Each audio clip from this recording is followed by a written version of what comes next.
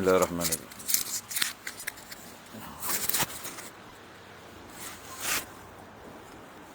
Bismillahirrahmanirrahim. Assalamualaikum warahmatullahi wabarakatuh. Sikit ulasan berhubung dengan apa yang kita baca pagi ini. Pada ayat akhir semalam, Allah Ta'ala membawa peristiwa yang berlaku pada Nabi Musa AS. Ayat 6 ni ialah sambungan pada ayat tersebut, di mana Allah Ta'ala menyebut, wa qala Musa liqaumihi zkuru ni'matallahi 'alaikum. Nabi Musa ni bila dia berjaya menyelamatkan ataupun mengeluarkan Bani Israel daripada Mesir selepas dia dihalau oleh Firaun, dan setelah Firaun tenggelam dalam lautan, berarti Nabi Musa AS telah pun mengeluarkan Bani Israel yang diseksa beratus tahun oleh Firaun. Kalau kita lihat di Mesir itu dia ada piramid. Piramid itu ialah yang bina piramid itu ialah orang Israel yang jadi hamba kepada Firaun, hamba abdi, dan beribu-ribu yang mati dalam membina piramid tersebut, dan mereka diseksa, dan sebagainya. Setelah Nabi Musa AS berjaya buat keluar Bani Israel daripada bumi Mesir, yakni berjaya keluar daripada penindasan Firaun, maka Nabi Musa AS dia menyebut kepada kaumnya, yakni Bani Israel, uzkuru ni'matallahi 'alaikum, ingatlah nikmat yang Allah Ta'ala kurnia pada kamu, iaitu nikmat kamu selamat dah daripada penyiksaan Firaun, kamu selamat dah daripada kezaliman Firaun, jadi hamba abdi berapa ratus tahun, kamu selamat. Ingat nikmat ni, kata Nabi Musa AS, iz anjakum min ali Firaun, kalau mana kamu selamat bukan daripada Firaun, ali Firaun, bukan yang menyeksa Bani Israel itu bukan Firaun, Firaun fizikal raja, ali Firaun iaitu pemimpin-pemimpin, pegawai-pegawai daripada Firaun, kaki tangan yang bekerja dengan Firaun. Mereka itu yasumunakum su'al azab, menyeksa kamu dengan berbagai-bagai saksaan yang buruk-buruk. Su'al azab disebut bukan azab. Azab tu seksa dah. Su'al azab ditambah Allah Ta'ala perkataan su'al azab menggambarkan bahawa beratnya penyiksaan yang ditanggung oleh Bani Israel, termasuk zahir fizikalnya, diseksa dengan mentalnya sebagainya. Wa yuzabbihuna abna'akum wa yastahiyuna nisa'akum. Nabi Musa ingatkan Bani Israel bahawa anak-anak kamu disembelih. Dia tak sebut wa yaqtuluna abna'akum. Allah sebut yuzabbihun, sembelih. Kita boleh bayangkan penyiksaan ni macam-macam. Kalau dibunuh tu, dia bunuh saja, dia lain. Ni sembelih. Kita boleh bayangkan anak-anak Bani Israel itu disembelih. Ambil pisau, sembelih tengkuk dia, sembelih. Anak laki-laki, dan dibiarkan hidup anak perempuan. Kerana Firaun takut, kerana berdasarkan maklumat daripada tukang telik dia bahawa akan lahir seorang laki-laki. Wa fi zalikum bala'un min rabbikum azim. Kata Allah Subhanahu wa Ta'ala, demikian itu merupakan satu bala bencana yang sangat besar, daripada Tuhan kamu yang Allah ingatkan semula Bani Israel tentang perkara tersebut. Dan pada ayat yang ketujuh, wa iz ta'azzana rabbukum, ada satu kalimah di sini iaitu ta'azzana, dan ingatlah ketika Tuhanmu memberitahu, seolah satu pengisytiharan. Allah istihar, bukan saya untuk Nabi Musa, termasuk seluruh dunia. Apa yang Allah istihar? La in syakartum la azidannakum. Kalau kamu bersyukur, Allah akan tambah. Yakni kalau kamu syukur di atas nikmat, maka Allah tambah. Tapi para ulama di sini dia memberi dua penafsiran. Satu, oleh kerana ayat berikutnya wala in kafartum inna azabi lasyadid, kalau kamu kufur, azabku sangat pedih. Oleh kerana kalimah yang kedua tu wala in kafartum, kalau kamu kufur, maka syakartum di sini makna iman. Syakartum makna iman, bukan makna syukur atas nikmat makan minum rezeki, bukan. Kalau kamu beriman pada Allah Ta'ala, maka Allah tambah lagi petunjuk, hidayah, rahmat, nikmat kepada kamu. Kalau kamu kufur, sebab kalimah berikutnya kufur, lawan kufur ialah iman, maka syukur tu dengan makna iman. Dan yang kedua mengatakan bahawa wala in kafartum, kalau kamu kufur ni kufur nikmat. Tapi kufur nikmat ni dia hanya ada bila orang tu beriman. Istilah kufur nikmat ialah bila orang tu beriman. Kalau tu tak beriman, tak ada istilah kufur nikmat. Ya, sebab nikmat ni dirasai oleh orang beriman. Kalau dia tak bersyukur atas nikmat yang Tuhan beri, ya, kerana kekafiran dia menyebabkan dia rasa nikmat ini bukan daripada Allah. Dia tak rasa daripada Allah sebab dia kafir, dia tak beriman. Maka kalau kamu kufur, ya, bagi orang beriman, bila Allah sebut inna azabi lasyadid, azabku sangat pedih, maknanya dia tidak beriman, tidak ada akidah. Ya, kerana azab yang pedih itu ialah neraka Allah Subhanahu Wa Taala, na'udzubillah. Ya, adapun orang yang Tuhan bagi nikmat tak bersyukur, maka dia berdosa. Ya, dia berdosa kalau dia beriman dengan Allah Taala. Macam kita dapat nikmat, tiba-tiba kita tidak mensyukuri nikmat tersebut.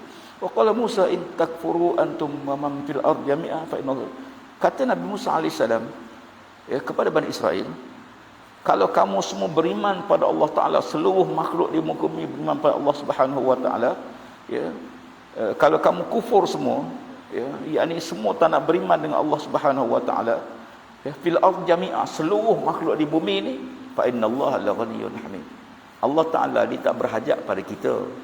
Ya, kalau kamu semua engkar pun, Allah Taala tidak kurang sikit pun kerajaan dia. Kalau kita taat seluruhnya, tak bertambah sikit pun nikmat kerajaan Allah. Ya, sebab rahmat dan nikmat iman tu dia kembali kepada kita, bukan kepada Allah Subhanahu Wa Taala. Ya. Alam ya'tikum wallazina min qablikum. Lalu ayat berikutnya pada ayat 9, Nabi Musa alaihissalam mengingatkan Bani Israel tentang sebelum Nabi Musa ni adanya kaum Firaun, kaum Nuh, kaum Ad, kaum Samud. Wallazina min ba'dihim la ya'lamuhum illallah. Ya, Allah Ta'ala sebut 3, Nuh, Ad, Samud. Tapi selepas tu Allah sebut dan mereka yang datang selepas itu. Maknanya lepas tu banyak lagi kaum yang lain yang Allah Ta'ala tak sebut dalam Quran. Semua Allah kata kamu tak tahu, tapi Allah tahu. Maknanya selain daripada kaum Ad, kaum Samud, ada lagi kaum-kaum yang lain yang durhaka, engkar apa Nabi yang disebut, ya, ja'atuhum rusuluhum bil bayinat. Datang pada mereka ni, masya-Allah, Allah hantar pada kaum-kaum ni ialah rasul-rasul bil bayinat, dengan bukti. Bayinat ni bukti, dalil, dia tu rasul. Ya, dalil. Apa dalil dia? Pertama, dapat wahyu daripada Allah. Yang kedua, dia ada mukjizat sebagai bukti kerasulan tersebut. Kemudian dia menyeru manusia, ya, dia tidak minta upah, tak minta ganjaran langsung. Ya, itu rasul. Kalau orang buat kerja, tuan-tuan bayangkan, nak selamat daripada azab neraka, berapa nak bayar? Tak ada nilai. Ya. Rasul-rasul bukan datang untuk minta upah, bukan minta sagu hati ke, minta, tak ada. Ya, maka wa qalu in kafarna bima ursiltum bihi, ya, fardu aydihum fi afwahim. Lalu mereka menolak dengan Allah Taala sebut satu istilah, fardu aydihum fi afwahim. Mereka letakkan tangan dia di mulut dia. Ya. Maknanya dia, kalau sekiranya kita tengok seseorang dia bercakap atau dia buat benda, kita perhati semua pergerakan. Bila dia letakkan sesuatu, katalah di telinga, kita faham dia tak nak dengar. Ya. Kalau letak satu pada mulut, berarti dia nak menjawab, dia nak berhujah balas, dia nak balas hujah Nabi tersebut. Wa qalu in kafarna bi rusultum bihi wa inna la fi syakkin ma ta'un. Dia kalau kata kaum, dia kata kami tak percaya pada kamu. Ya. Dia tak percaya pada rasul tersebut. Dia kata kamu ni hanya nak halang kami daripada menyembah tuhan-tuhan yang disembah oleh datuk nenek kami. Ya.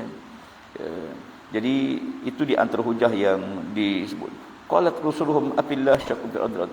Lalu Nabi Musa alaihissalam, ya, rasul-rasul yang diutuskan oleh Allah Taala pada kaum setiap masing-masing bertanya, ya, patutkah berlaku sebarang keraguan? Ini dari segi Nabi itu dia hujah supaya guna logik akal, sebab orang tak beriman. Kalau hujah dengan Quran dia tak terima sebab Quran dia tak percaya. Maka dia bawa dengan dalil akli, dalil akal, iaitu patutkah berlakunya sebarang keraguan tentang wujudnya Allah, sedangkan Allah cipta langit bumi, setiap benda yang ada ni mesti ada pencipta. Tiba-tiba kipas ada situ, mesti ada orang pasang. Ya. Ataupun kita nampak bekas, mesti ada tuan dia. Langit sebesar-besar langit, sebesar bumi ni takkan tak ada pencipta. Dia suruh kaum dia berfikir, apakah pada penciptaan langit bumi ni, ya, tak ada yang buat dia, tentulah ada pencipta dia. Kemudian Nabi-nabi sebut menyeru mereka liyaghfira lakum min dzunubikum, Kalau dia beriman, Allah ampun semua dosa. Masya Allah. Contoh ya, seorang bukan Islam, suami isteri. Dia suami isteri sebelum Islam. Bila dia mengucap syahadah, dia tak perlu akad nikah semula. Dia tak perlu akad nikah semula. Dia kekal sebagai suami isteri. Di mana akad nikah dia? Akad nikah dia ialah pada kalimah La ilaha illallah Muhammad syahadah. Kalimah syahadah. Bila mengucap kalimah syahadah, kalimah tu lebih besar daripada akad nikah.